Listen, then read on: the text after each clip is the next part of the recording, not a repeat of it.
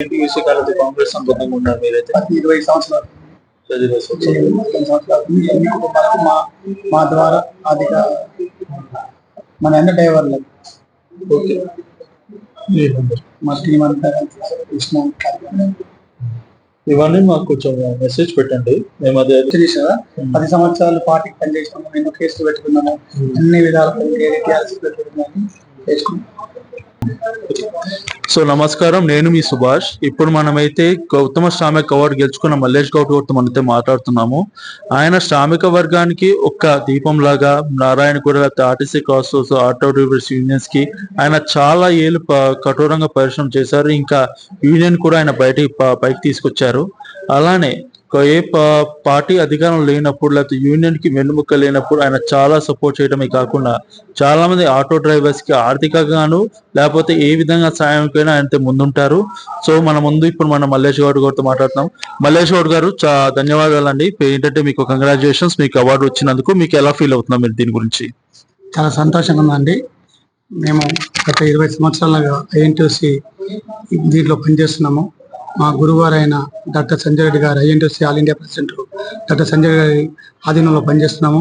అదేవిధంగా మా రాష్ట్ర INTUC auto union president Narasimha Reddy గారి ఆధీనంలో పనిచేసుకుంటూ ఈరోజు అంచెలంచెలుగా ఈ స్థాయికి వచ్చినాము.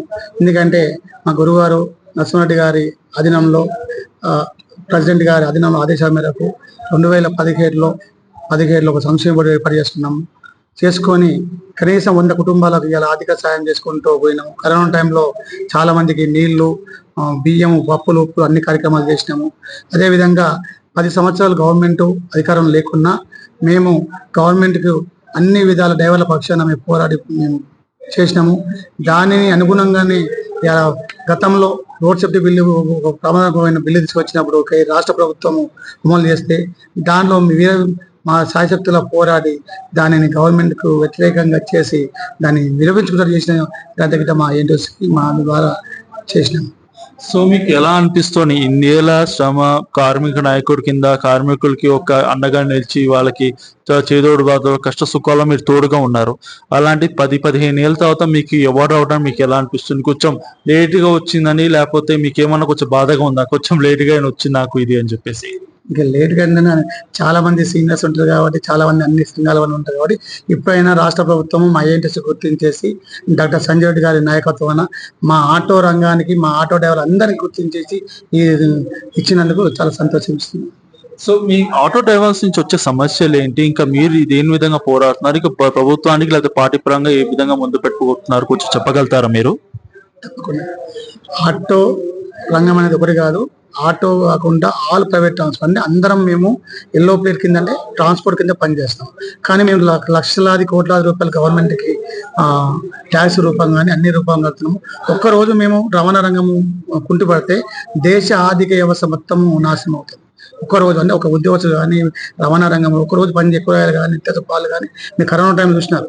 ఒక్కరోజు పని చేయకుంటే ఏ విధంగా భారతదేశం ఆర్థిక వ్యవస్థ కింద మీద అయిందో మీకు తెలుసు. కానీ కరోనా టైంలో గిట్ట మా డ్రైవర్లు పాలు, నీళ్లు, కూరగాయలు అన్ని స్పెషల్ పాలు తీసుకొని పనిచేసిన ఘనత ఏంటంటే ట్రాన్స్పోర్ట్ డ్రైవర్. వాళ్ళు దాంట్లో భాగంగా మా ఆటో డ్రైవర్లు గిట్ట కొంతమంది ఉద్యోగస్తులన్నీ ఎమర్జెన్సీ కింద పాజిటివ్ చేయడం పనిచేసిన ఘనత మాదే. ఏ గ్రామంలో కానీ, ఏ విలేజ్లో కానీ, ఏ మండలంలో కానీ ప్రతి ఒక్కరికి అందుబాటులో ఉండేది. అర్ధరాత్రి కడుపు వచ్చినా, కాళ్ళు వచ్చినా అందుబాటులో ఉండేది మా ఆటో డ్రైవర్లు. కానీ ఇప్పటికైనా ఆటో డ్రైవర్లని కానీ ట్రాన్స్పోర్ట్ డ్రైవర్లు కానీ రాష్ట్ర ప్రభుత్వం గుర్తిస్తలేదు. మా ద్వారా, మా గురుగారు నరసింహారెడ్డి ద్వారా మేము 2014 మేనిఫెస్టోలో, 2019లో మేనిఫెస్టోలో, మొన్న 24 సంవత్సరం మేనిఫెస్టో ద్వారా మేము గవర్నమెంట్కి మా బాధలు ఎన్ని ఉన్నాయి మీకు చేస్తే దీని ద్వారా లక్షలాది కుటుంబాలకు మేలు చేద్దని చెప్పినాము. కానీ ఇప్పటివరకు ఇంకా వాళ్ళు ఇంకా అమలు చేయలేదు. అమలు చేయాలని గట్టిగా మేము ప్రయత్నం చేస్తున్నాం. ఇంకోటి, మీకు రోడ్ ట్యాక్స్ కూడా మినహాయించారు. ఇంకా ఏంటంటే మీకు కాబోయే కూడా ఇంకొన్ని సౌకర్యాలు కానీ లేకపోతే ఏ విధంగా పిఎఫ్ లేకపోతే మీకు రిఎస్ఏ అలాంటి ఫెసిలిటీస్ ఇవ్వబోతామంటున్నారు. సో దాని గురించి మీరేం చెప్తారు? ఎన్నబట్లో రాబోతున్నది రోడ్ ట్యాక్స్ గురించి? గతంలో రోడ్ ట్యాక్స్ పేరు చెప్పేసి మోసం చేసిన ఘనత అంటే టీఆర్ఎస్ ప్రభుత్వం. సంవత్సరానికి 300 రూపాయలు రోడ్ ట్యాక్స్ క్యాన్సిల్ చేసేసి 250 రూపాయల ఫిట్నెస్ ఉంటే దానికి 750 రూపాయలు పెంచినారు. గుర్తుంచుకోవాలి. దానికి మాకు సంవత్సరానికి 250 రూపాయలు ఫిట్నెస్ ఛార్జ్ ఉంటుంది. దానిని 750 రూపాయలు చేసేసి 400 రూపాయలు రోడ్ ట్యాక్స్ పెట్టేసి పెద్ద పెద్ద బోర్డుల ప్రచారం చేసుకుంటే టీఆర్ఎస్ ప్రభుత్వం.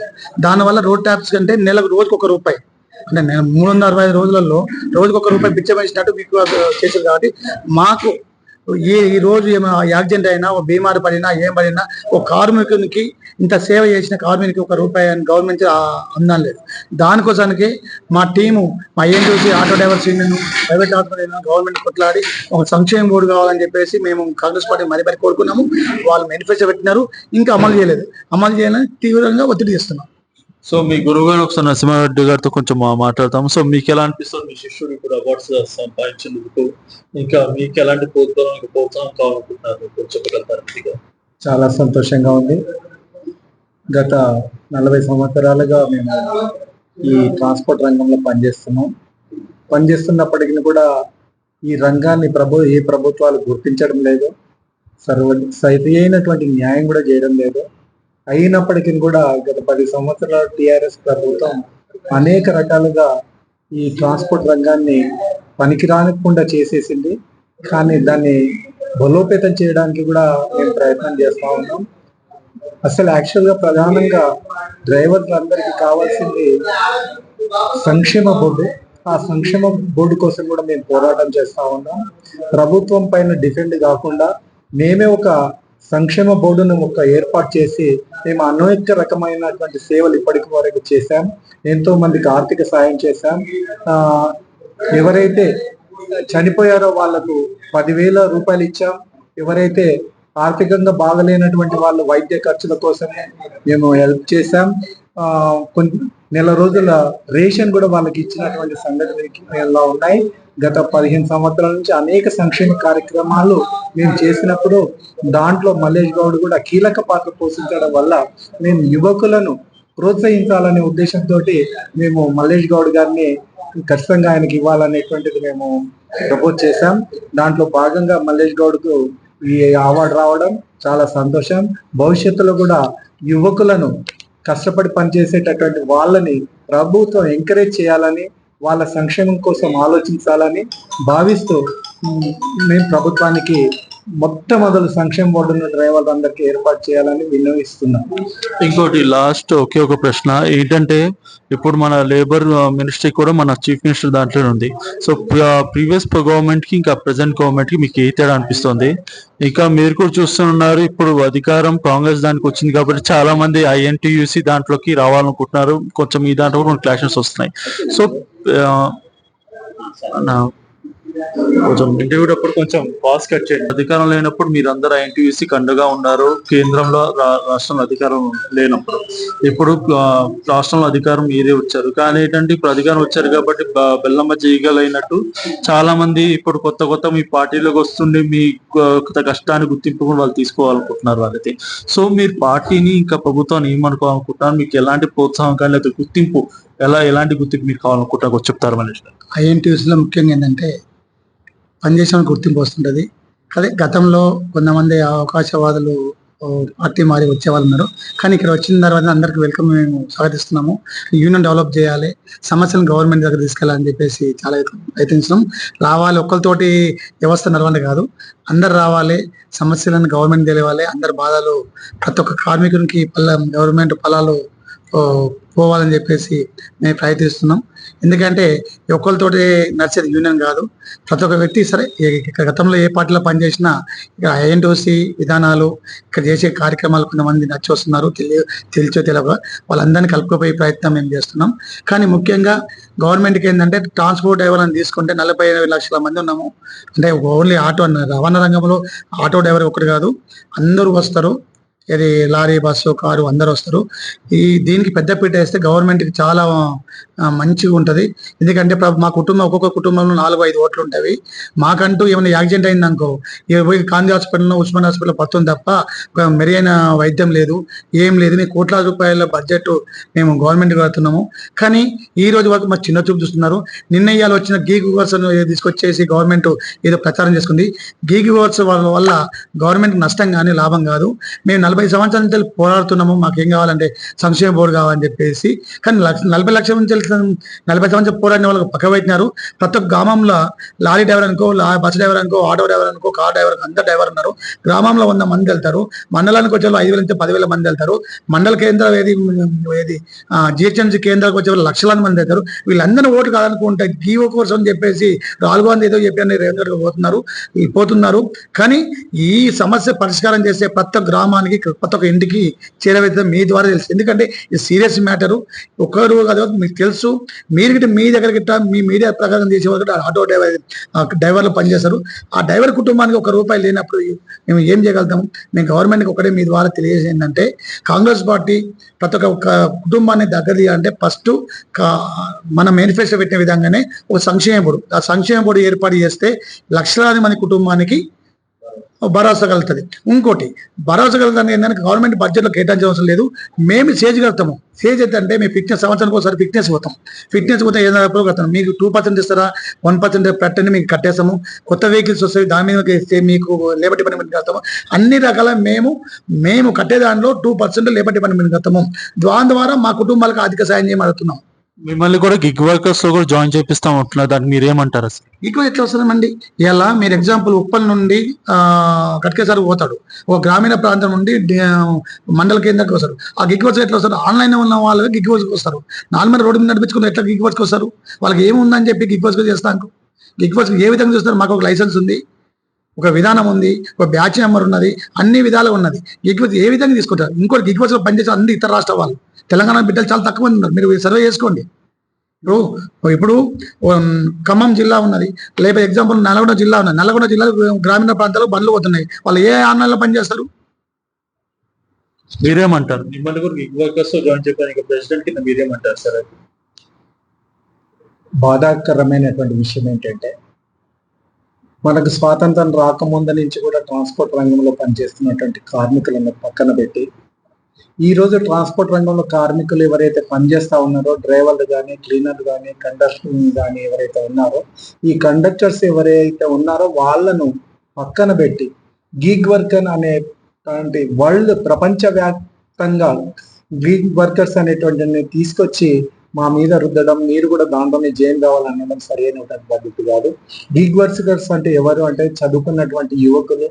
వాళ్ళు ఏం చేస్తా ఉన్నారంటే, చదువుకున్నటువంటి వాళ్ళని, డబ్బున్నటువంటి వాళ్ళని ప్రభుత్వం గుర్తిస్తుంది, కానీ బీద బడుగు బలహీన వర్గాలైనటువంటి వాళ్ళు, హయ్యర్ ఎడ్యుకేషన్ లేనటువంటి వాళ్ళు, ఈ దేశ ట్రాన్స్పోర్టింగ్ రంగంలో ప్రధాన పాత్ర పోషిస్తున్నటువంటి డ్రైవర్లను నెగ్లెక్ట్ చేస్తూ, ఏదో కూరగాయలు లేక చిన్న చిన్న వస్తువుల్ని సప్లై చేస్తున్నటువంటి జొమాటో బిర్యానీలు ఛాయలు సప్లై చేస్తున్నటువంటి వాళ్ళకి ప్రాధాన్యత ఇస్తూ ఈ దేశాన్ని ముందుకు తీసుకుపోతున్నటువంటి డ్రైవర్లను, ట్రాన్స్పోర్ట్ రంగాన్ని నెగ్లెక్ట్ చేయడం అనేది ఈ కాంగ్రెస్ పార్టీ ఏదైతే ముందుకు తీసుకొస్తుందో, సెంట్రల్ గవర్నమెంట్ కూడా గిగ్ వర్కర్స్ అంటాం అన్నది దాన్ని చాలా బాధాకరమైనటువంటి విషయం.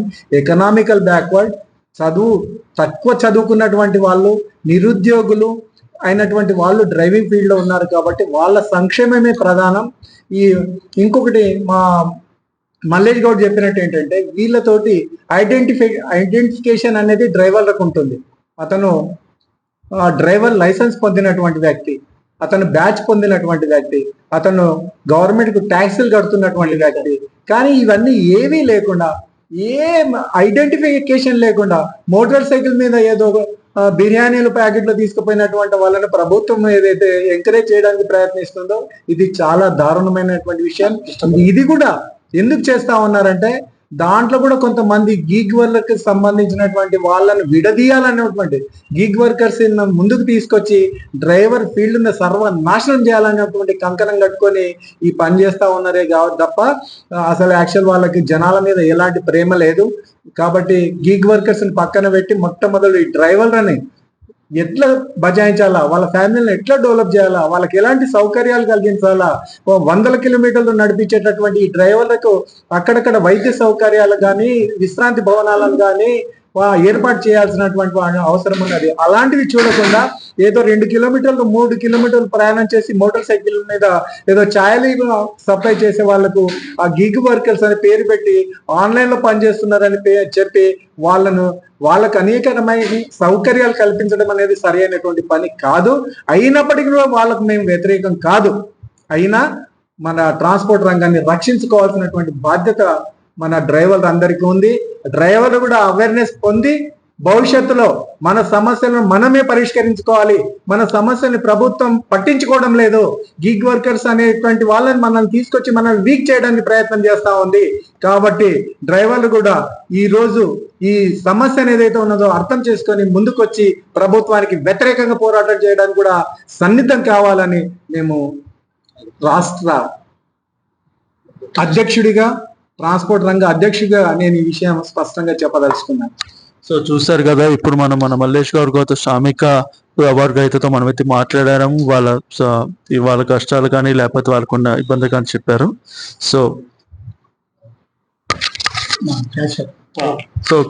సో మీకు ఎలా అనిపిస్తుంది? మీ దాంట్లో ఒక సహోదరు మీకు అవార్డు వచ్చినందుకు మీకు ఎలా అనిపిస్తుంది మీ యూనియన్ సభ్యుడికి?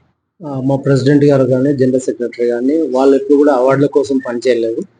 యథావిధిగా వాళ్ళు చేసే పనిని చేస్తే అవార్డ్స్ కానీ లేకపోతే మంచి పేరు కానీ వాటంతలో అవే వస్తాయని చెప్పేసి మంచి మోటివేషన్ తోటి ముందుకెళ్లారు. మంచి పని చేసినప్పుడు దానికి అనుగుణంగా మంచి ఫలితాలు రావడం అనేది దైవికంగా జరిగేది. అదే విధంగా ఈరోజు జరిగిందని అనుకుంటున్నాను. మా గవర్నమెంట్ మేము చేయాల్సిన మా ఐడెంటిటీ కోరుకున్నది ఏంటంటే 14 ఏళ్ళుగా మీటర్ ఛార్జెస్ ఇంతవరకు పెంచలేదు. బట్ ఇమ్మీడియట్లీ వెంటనే పెంచాలని మేము కోరుకుంటున్నాం. తర్వాత ఈ డ్రైవర్లందరినీ ఏకతాటిపై తీసుకొచ్చి వీళ్ళకి సంక్షేమ బోర్డు ఏర్పాటు చేయాలని కోరుకుంటున్నాం. తర్వాత అంటే కాలంతో పాటు అప్డేట్ చేస్తూ ఛాలెంజ్ అట్లాంటివన్నీ పెంచుతూ ఉంటారు, కానీ డ్రైవర్లకు సౌకర్యాల గురించి ఎవరు ఆలోచించట్లేదు. వీటిని ఆలోచించాలని నేను చెప్తున్నాను. ఇంకోటి గిగ్ వర్కర్స్ కు మేము వ్యతిరేకం కాదు, వాళ్ళు చేయొచ్చు, కానీ డ్రైవర్ వెన్నెముక దేశానికి, దేశ ఆర్థిక వ్యవస్థకు వెన్నెముక. కాబట్టి వీళ్ళని కూడా పట్టించుకుంటే బాగుంటుంది అని చెప్పేసి మా ఎంట్రీస్ ద్వారా కోరుతున్నాము. మా మల్లేష్ గౌడ్కు ఈ అవార్డు వచ్చినందుకు మేము చాలా సంతోషపడుతున్నాము. మాకు కూడా భవిష్యత్తు పట్ల చాలా ఆశాజనకమైనటువంటి వాతావరణం ప్రభుత్వం కల్పించిందని చెప్పేసి ఫీల్ అవుతున్నాం. సో మీకు ఎలా అనిపిస్తుంది? మీ సహచరులు ఇంకా మీ యూనియన్ ఆయన ఇప్పుడు అవార్డు ఇచ్చినందుకు మీకు ఎలా అనిపిస్తుంది? చాలా సంతోషంగా ఉందండి. మా సహోదరుడికి శ్రమశక్తి అవార్డు రావడము ఆయన చేసిన కష్టానికి తగ్గ ఫలితం అని మాకు అనిపిస్తుంది. దాన్ని ఎంకరేజ్మెంట్ గా తీసుకొని ఇంకా భవిష్యత్తులో మేము చేయడానికి కూడా మాకు చాలా ఉచిగా వస్తుంది. కాబట్టి గవర్నమెంట్ శ్రమశక్తి అవార్డు మా సోదరుడైన మల్లేష్ గౌడ్ గారికి ప్రదానం చేయడం చాలా సంతోషంగా ఉంది. కాకపోతే గవర్నమెంట్కి మేము విన్నవించేది ఒక్కటే, మా డ్రైవర్లను కూడా గుర్తించండి దయచేసి. గిగ్ వర్కర్స్లకు ఎంతైతే ఇంపార్టెన్స్ ఇస్తున్నారో, దేశానికే వెన్నుముక ఆ డ్రైవర్ అనేవాడు లేకపోతే కాలచక్రం ఎలా అయిపోతుందో అలాగే అదే విధంగా డ్రైవర్ అనేవాడు ఆగితే ఈ దేశ ఆర్థిక వ్యవస్థ చాలా కుంటుపడుతుంది. కాబట్టి దయచేసి డ్రైవర్లను గుర్తించండి. గవర్నమెంట్ మన దీంట్లో పొందుపరిచిన విధంగా వాళ్ళకి సంక్షేమ బోర్డుని కానీ, సంవత్సరానికి ఇస్తాన్న 12,000 రూపాయలు కానీ, ఇండ్లు లేని వాళ్ళకి ఇంద్రమ్మ గృహాలు కానీ కేటాయించాలని మా ఐఎన్టీయూసీ ఆటో యూనియన్ తరఫున మేము కోరుతున్నామండి. దయచేసి గవర్నమెంట్ డ్రైవర్లను గుర్తించండి. గవర్నమెంట్కు మేము అది పదే చెప్పేది అదే. డ్రైవర్లను నెగ్లెక్ట్ చేస్తే మాత్రం భవిష్యత్తులో మనం చాలా సమస్యలు ఎదుర్కోవాల్సి వస్తుంది. గతంలో బీఆర్ఎస్ ప్రభుత్వం కూడా 10 సంవత్సరాలు మమ్మల్ని నెగ్లెక్ట్ చేసింది. చాలా విధాల ఒక 410 రూపాయలు ఏదైతే ట్యాక్స్ ఉందో ఆ ట్యాక్స్ మాఫ్ చేసిన సాకు చూపిస్తూ అనేక విధాల ట్యాక్స్లను డ్రైవర్ల మీద రుద్దింది. వాళ్ళని ఈ చాలాన్లు కొట్టి చాలా రకాలుగా హింసించింది. దయచేసి వాళ్ళని 10 సంవత్సరాల వరకు ఒక మీటర్ రేట్ పెంచలేదు. ఎన్నో వాళ్ళ ఎమ్మెల్యేలకు, ఎంపీలకు వాళ్ళ జీతాలు పెంచుకున్నారు, కానీ ఆర్థికంగా మమ్మల్ని చాలా కుదేలు చేసింది. అదేవిధంగా దయచేసి ఏంటంటే గవర్నమెంట్ డ్రైవర్లను ఎంకరేజ్ చేసి సంక్షేమ బోర్డును ఏర్పాటు చేయాలని మా ఇంటి ద్వారా మేము కోరుతున్నాం. సో లాస్ట్ వచ్చేసరికి మీ సంఘానికి ఈ అవార్డు అయితే మీ ఒక్కరికే కాదు, మీ సంఘానికి అయితే మీ సంవత్సరంలో గుర్తింపు అనుకోవచ్చు. మీలో ఒకరిగా మీకు ఇలాంటి ఇంకెన్ని ప్రోత్సాహకాలకి గుర్తింపు అనుకోవచ్చు. ఈ రోజు ఇలాగ మీరు చెప్పినట్టుగా డాక్టర్ సంజయ్ గారి నాయకత్వాన ఐఎన్టీసీ జెండా కింద 8 సంవత్సరాలు పనిచేసినాం కాబట్టి గుర్తించినందుకు మా సహచరులకు ముందు నాతోటి వచ్చే సంవత్సరం మా తోటి మిత్రులకు అందరూ రావాలని చెప్పేసి మనస్ఫూర్తి కోరుకుంటూ కాంగ్రెస్ పార్టీకి ఐఎన్టీసీ గుర్తించి ఈ రవాణా రంగాన్ని కాపాడాలి. ప్రతి ఒక్క కుటుంబంలో 4 ఓట్లు ఉంటాయి, 5 ఓట్లు ఉంటాయి. ప్రతి గ్రామంలో, ప్రతి విలేజ్లో, మండలంలో, జిల్లాలో ఉంటారు. దీనిని ప్రధాన దృష్టితోటి మాతో చర్చించి కాంగ్రెస్ పార్టీకి మేము ఎన్నుముకలాగా ఉంటాం, కాంగ్రెస్ పార్టీకి పనిచేస్తాం, మా జీవనం మొత్తం కాంగ్రెస్ పార్టీకి ధారపోసినాం. మాకు గుర్తించి కాంగ్రెస్ పార్టీలో ఒక ఏదైనా పోస్టులు గిట్ట మా గౌరవమైన పెద్దవాళ్ళకి, చిన్నవాళ్ళకి అందరికీ కాంగ్రెస్ పార్టీ గుర్తించి మాకు పార్టీలో లెవెల్లో బోర్డు నెంబర్స్ అందిస్తేనో పార్టీ బలోపేతం అవుతుంది. ఇవాళ రాహుల్ గాంధీ చెప్తున్నారు, ఇది పిసిసి అందరు చెప్తున్నారు, కార్యకర్తలకు మేము వెన్నుముకలా ఉంటాం, పనిచేస్తామని చెప్పేసి మీరు పార్టీకి సంబంధించిన విజిలెన్స్ ఉన్నారు, ఎస్బీ వాళ్ళని అందరితో రిపోర్ట్ తీసుకొచ్చి పార్టీకి ఎవరు పనిచేస్తున్నారు, ఏ విధంగా పనిచేస్తున్నారు, ఎవరు వాళ్ళతోటి వాళ్ళ గుర్తించి పార్టీకి పదవులు ఇస్తే రేపొద్దున కాంగ్రెస్ పార్టీ కానీ ప్రభుత్వం కానీ ముందుకుంటుందని చెప్పేసి మీకు తెలుసు. ఎందుకంటే మేము చేసేది ప్రభుత్వాల కోసానికి, పార్టీ నిలవడం కోసం పనిచేసింది తప్ప ఏదో స్వార్థం వచ్చి జెండాలు మార్చేటోళ్ళం కాము. పార్టీ కష్టకాలంలో పనిచేసినాము, కష్టకాలం లేకుండా పనిచేసాం. కానీ ఈ రోజు ఎమ్మెల్యేలు, ఎంపీలకు చుట్టూ కొంతమంది గ్యాంగ్ తిరిగేసేసి వాళ్ళు తెచ్చుకున్న వాళ్ళు రికమెండేషన్ పదవులు తెచ్చుకుంటారు. ఆ పదవులు మాకు అవసరం లేదు, మేము ఐఎన్టీసీ జెండా కింద కాన్సెప్ట్ పనిచేస్తాం. కానీ ఈ రోజు మాకు ఎట్లా అవార్డు ఇచ్చారో, మా కాంగ్రెస్ పార్టీ ఎట్లా ఏ విధంగా అవార్డు ఇచ్చారో అట్లనే మా తోటి మిత్రులందరికీ, నాతోటి పనిచేసే మిత్రులందరికీ, ఐఎన్టీసీ పనిచేసే మిత్రులందరికీ వాళ్ళు మనస్ఫూర్తిగా పార్టీ పదవులు, బోర్డు నెంబర్లు ఇచ్చేసి కాంగ్రెస్ పార్టీని, డైవర్ సమాజాన్ని, వ్యవస్థని ముందుకు తీసుకెళ్ళని చెప్పి మనస్ఫూర్తిగా కోరుకుంటూ ఈ అవకాశం ఇచ్చిన ఐఎన్టీసీకి, మా పెద్దలు, మా తోటి మిత్రులందరికీ ధన్యవాదాలు తెలియజేస్తున్నాం.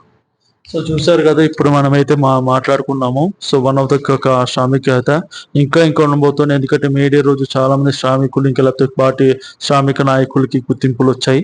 సో ఇంకా ఇలాంటి ప్రోగ్రామ్స్ ముందు చూడబోతున్నాం. This is Subhash signing off.